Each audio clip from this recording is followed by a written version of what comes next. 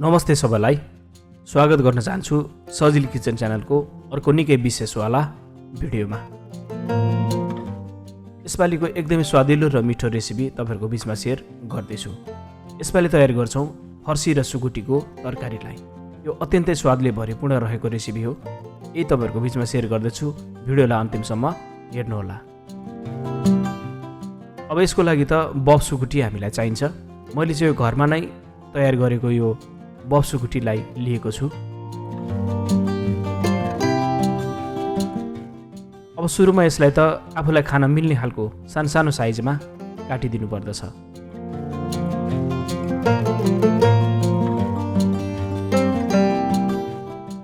घरमा आगोमा सेकाएर बनाएको सुकुटी निकै नै स्वादिलो पनि रहने गर्दछ। अब यसरी यो सुकुटी काटेर तयार भएको छ। अनि यो मैले फर्सीलाई यसरी काटेर राखेँ।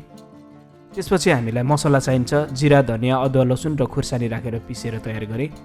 एउटा भाँडामा तोरीको तेललाई राखिदिने। तेल राम्ररी तातिनुपर्छ। अब यसमा तेजपात, मेथी, तोरीको दाना, अलिकति बेसार अनि राखेर अनि सुकुटी पनि सँगै राखिदिनु पर्दछ। अनि यसरी चलाइदिनु पर्दछ।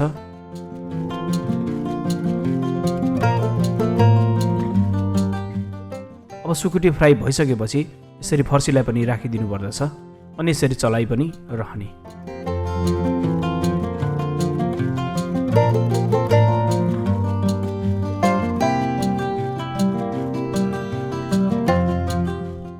बीचबीचमा चेक गर्दै चलाइ पनि रहनु पर्दछ।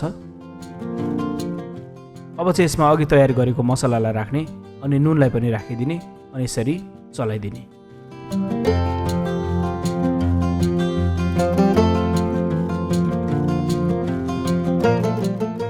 अब यसलाई छोपेर पकाउने अनि निकालेर यसलाई चलाइदिनु पर्दछ।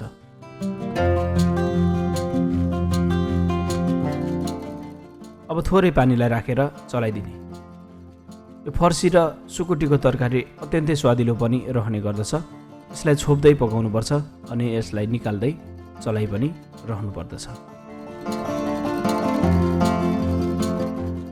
फर्सी चाहिँ पाकेको फर्सी एकदमै स्वादिलो यो सुकुटीसँग रहने गर्दछ। अब फेरि पनि यसलाई छोपेर पकाउने अनि निकालेर बीचबीचमा चेक गरेर चलाइ पनि रहने।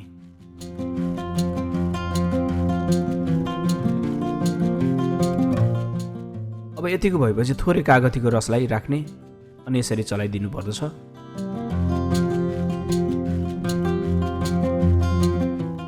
यसरी हाम्रो फर्सी र सुकुटीको तरकारी तयार पनि भयो।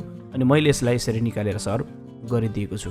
अत्यन्तै स्वादले भरिपूर्ण भएको निकै नै मिठो फर्सी र सुकुटीको रेसिपी मन पर्यो भने भिडियोलाई लाइक, शेयर, च्यानललाई सब्स्क्राइब गर्नुहोस्। फेरि भेट्नेछौँ अर्को भिडियोमा। तबसम्मलाई नमस्ते।